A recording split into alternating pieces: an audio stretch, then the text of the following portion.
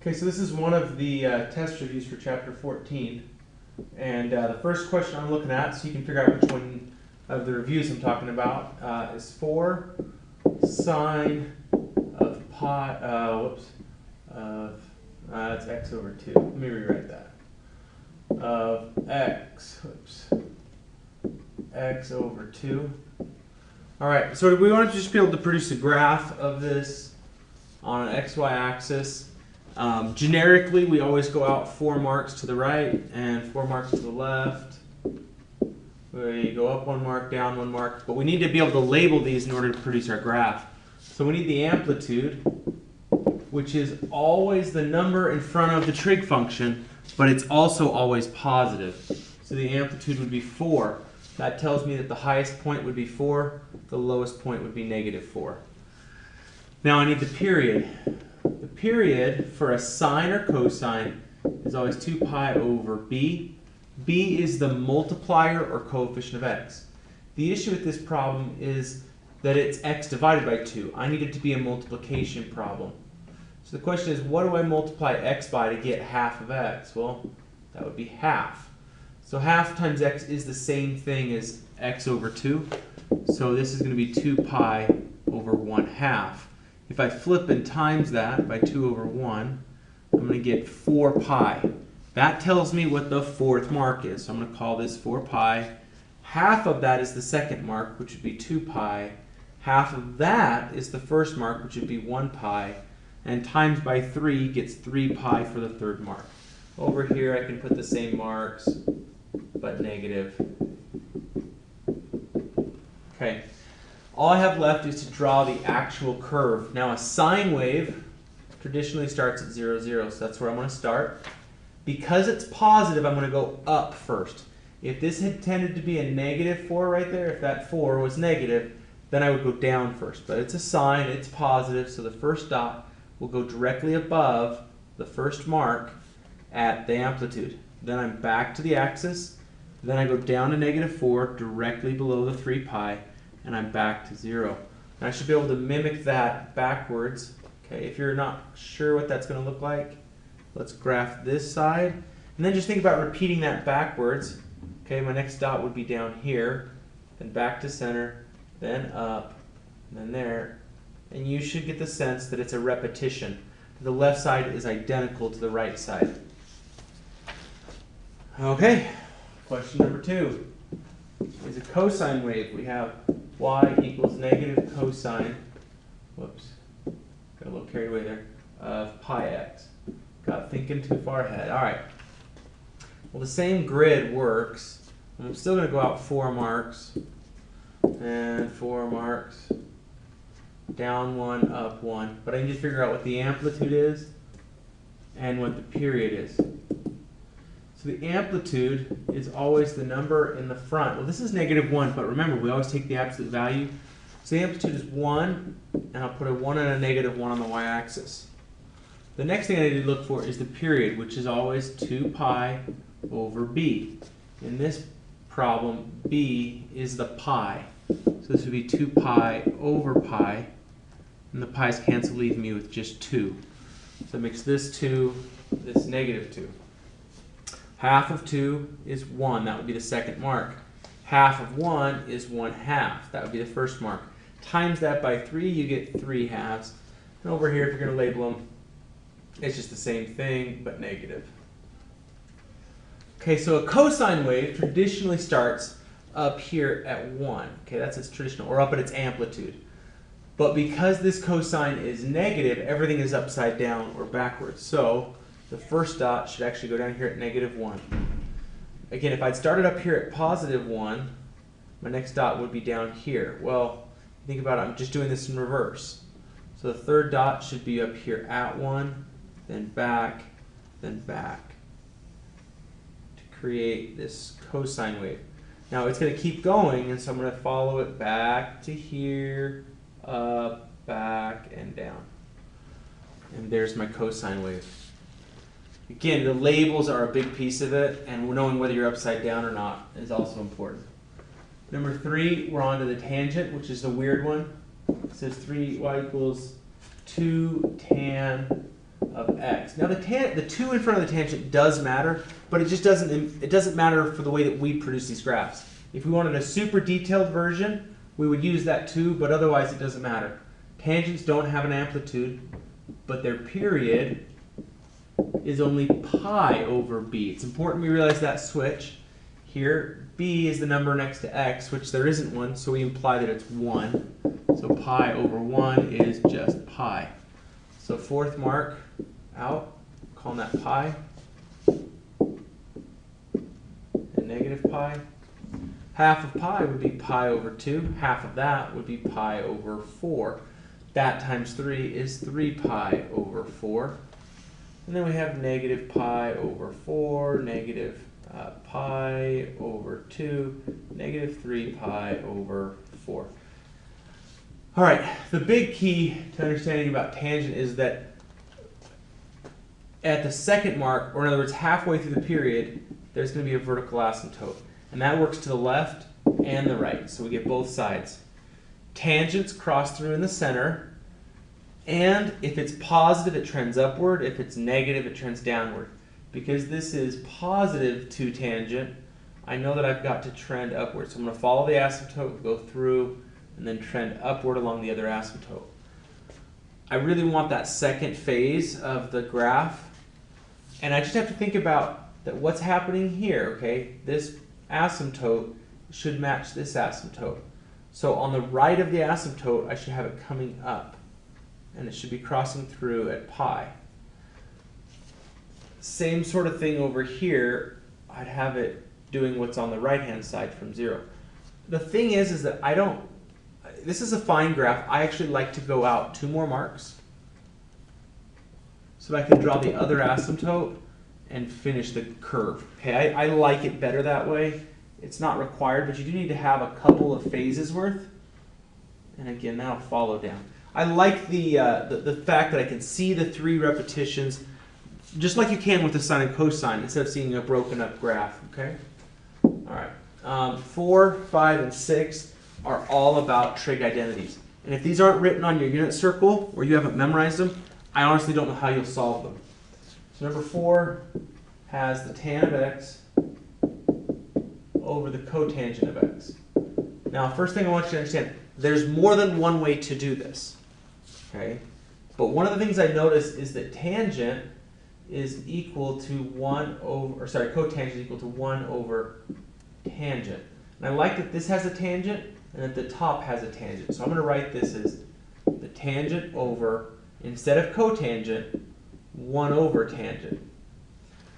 Now I've got a tangent divided by 1 over tangent. You might just say, oh, since that's going to cancel, but before we get carried away, we need to actually flip in times, make it like a normal problem. Tangent over 1, this is canceling. A tangent times a tangent is tangent squared of x. So nothing actually ended up canceling. It was just about combining tangent over cotangent into one single trig function. That's usually how you know you're done. You have one simple trig function. There is another way to get there, but you should still end up at tangent squared. Okay, number 5, a little bit, maybe a little bit simpler. Cotangent, sine, secant. Typically speaking, if it doesn't look Pythagorean in nature, we always want to go with sines and cosines. Well, cotangent, we did earlier say that it was equal to 1 over tan, but it's also equal to cosine over sine. Sine I can leave because I like sine and cosine. I'll put it over 1. And then secant, by definition, is 1 over cosine. If I start looking for layers of cancellation, a cosine on top of a cosine. Now keep in mind, there's no adding and subtracting right now. I'm just canceling multiplication and division. And then the sine cancels the sine. All I'm left with is 1s, so the answer must be 1. Because 1 divided by 1 would be 1. All right, number 6 probably takes the most amount of thought as you get into it. It starts with cosecant squared minus cotangent squared over secant. The fact that there's some squares going on over here makes me think that this is Pythagorean in nature. And the Pythagorean identity that looks most like it is 1 plus cotangent squared equals cosecant squared. That's one of our toolbox values, okay? So I'm going to take the cosecant squared right here, and instead of writing it, I'm going to replace it with what it's equal to. So this is going to go in its place. This would look like 1 plus cotangent squared minus cotangent squared, right? So this was the piece I added. I replaced cosecant with what it's equal to over secant. Well, now a cotangent squared minus a cotangent squared is 0. And I'm left with 1 over secant. Now, I don't typically like fractions in my answer, so I want to simplify this one more step. Secant is defined as 1 over cosine. And so now when I flip in times, I get 1 times cosine is cosine of x. And that would be the final answer there. So I said it takes a little bit more work on that one because you have to use the Pythagorean identities, but if you have all the tools, you should be able to work your way through it. All right, so now when we get to question number 7 and 8, we really rely a lot on the circle. Number 7 says 2 sine of x minus 2 equals 0. I just want to get the trig function alone, so I'm going to add 2 sine of x equals 2, divide by 2, to get that to go away, sine of x now equals 1. And now I'm going to go to the circle because I know that the sine is really the y value. So I'm going to go look at the y values and look for places where y is 1. And I'm coming along and I see it right there. There's a y value. So that means that the angle x has to be pi over 2. We're doing these in radians, not degrees. Everywhere else I look, there's something wrong with the y value. Down here, the y value is -1, but I was asked to find +1. So I can't seem to find another option. Most sines and cosines have more than one option though. Only when it's 1 or -1 do we only get one answer. But I remember that the sine wave goes over and over and over again, and that there's going to be multiple answers. And so the question is, how do I account for all those multiple answers? I just add a full circle as many times as I want, which is 2 pi n. If I add 2 pi n, we're done. Remember, cosine is the x, sine's the y, and tangents, I really hope you write them all down. Just a reminder, this one, the tan is root 3 over 3. This one is 1, and this is root 3. So those are the 3 different tangents that repeat themselves around the circle that tend to be the hardest to work with. So now we have, I'm going to slide down a little bit. We have 3 tan minus root 3 equals 0. So I'm going to add the root 3. Similar to what I did just a second ago. 3 tan of x equals root 3. And now I'll divide by 3. So now I want to know, when is the tangent equal to root 3 over 3? Okay, that's what I'm really looking for. If I go back up to the circle, right here, hopefully you've written it down because this makes it so much easier if you have. Root 3 over 3 is right here at pi over 6. Okay.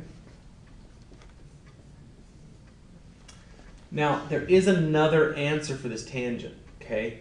We need the same x and y, but both of them need to change signs. So I need an x that's root 3 over 2, a y that's 1/2, but I need both of them to be negative. So I'm just trying to switch everything but keep the x and y the same. I see that right down here. And the truth is that tangent will always be on a straight line path. So there it is, it's 7 pi over 6. So, talk about this in class. I can write the 7 pi over 6. Now I can write plus. Because tangent finishes its cycle not in 2 pi but in pi, we're going to add pi n. Now it turns out pi is 180 degrees. So if we look at our 2 answers, this is 180 degrees. What that means is that this 7 pi over 6 is built into the previous answer. That typically happens with tangents. So this is the complete answer. However, if you were to include this as well, it's not wrong. It's just redundant, okay? And it does show that you have maybe a little less maturity when it comes to understanding the circle. but you're still young, you still haven't done a lot with it, so I understand if it's a little bit of a challenge. Number 9 and 10 require some formulas. They're the sum and difference formulas. There'll be one sine and one cosine. You do need to either memorize them or write them on your circle. We have the cosine of 15 degrees. The problem with this is that 15 degrees is not on the circle. You can add or subtract any angle that is on the circle to create that 15. One of my first thoughts is 45 minus 30. And if you aren't sure, you come back to the circle. Hey, there's 45, there's 30, and they're 15 degrees apart. You could also use 60 and 45. There's lots of choices, but I'm going to do cosine of 45 minus 30.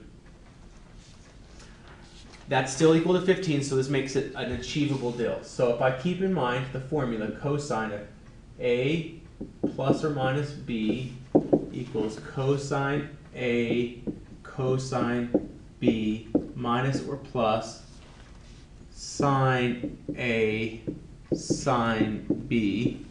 Okay, A is going to be 45, B is going to be 30. So this will equal the cosine of the first thing, 45, cosine of the second thing, 30. Now because I'm using a minus here, notice it's the bottom sign. I'm going to use the bottom sign here and use a plus. Then I have the sine of 45, first thing, and sine of the second thing, 30. The rest of this work is going to come from understanding and reading the circle. Okay? The cosine of 45 is root 2 over 2. The cosine of 30, again, I'm going back to my circle. Cosine's the x value at 30 is root 3 over 2. That's how I'm getting these values, okay? Plus sine at 45, that's the y value at 45, should be root 2 over 2. And the sine at 30 is the y value at 30, it should be 1/2. From the left, I get root 6 over 4 when I multiply those, plus root 2 over 4 for a combination of root 6 plus root 2 all over 4. You cannot combine it or simplify it anymore, and every version of your answer should look somewhat like this. There might be some negatives. You might have one negative or two negatives, or a different combination of those, but you should have a root 6, a root 2, and a 4. That's not changing when you use the unit circle. Last one for the test review is number 10. It's the sine of 105. Well, 105, it can be made by subtraction, like 135 minus 30, or it can be made using addition. So I'm going to do the sine of 45 plus 60, because that will add up to that value. Now the formula for the sine of A plus or minus B is equal to sine of A cosine B plus or minus cosine A sine B. Sorry for the sloppy handwriting. You should have this already written down. Or find 14.6 in your textbook and find the formulas. So this becomes the sine of the first thing, 45, times the cosine of the second thing, 60. Because I used plus, which is the top sign, I'm going to use the top sign again. Plus cosine of the first thing, 45, sine of the second thing is 60. I go back to the circle. Sine of 45 is root 2 over 2. Cosine of 60 is 1/2. Plus cosine of 45 is root 2 over 2 times sine of 60 is root 3 over 2. I told you you'd get the same kinds of values again and again. Turns out this is root 2 over 4 plus root 6 over 4, which is root 2 plus root 6 all over 4. Which turns out it was the exact same answer we got on number 9. The order was switched, but it's the same numeric value. Honestly, I hope this helps. I hope you have some experience doing the homework, so this isn't too much to take in. And we'll see you in class.